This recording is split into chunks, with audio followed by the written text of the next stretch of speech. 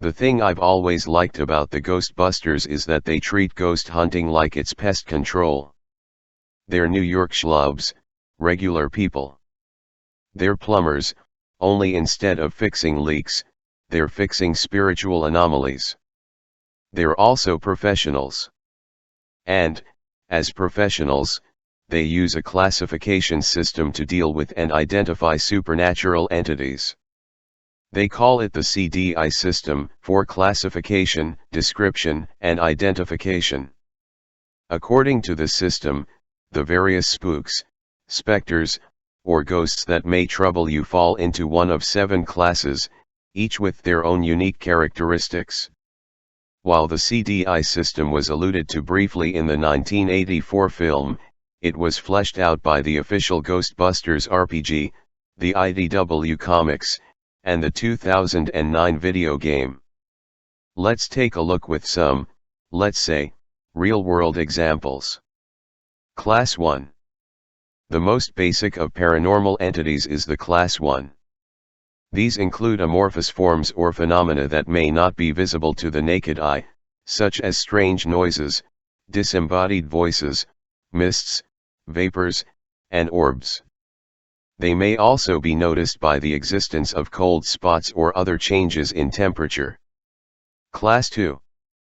Class 2 entities, while in some cases similar to Class 1, are able to manipulate the physical world, and even possess inanimate objects. They may also accomplish partial visible manifestations.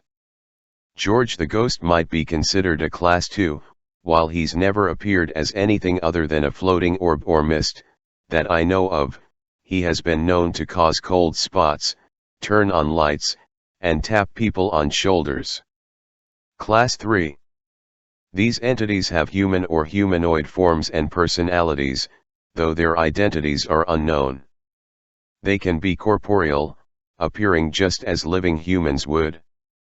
For example, the ghost of Mary, while a named spirit that has allegedly manifested in a fully human form, would possibly be Class 3, as her true identity is not confirmed. Class 4. Exactly as Class 3, these entities have visible human forms and personalities, but with known identities. Communication should be possible.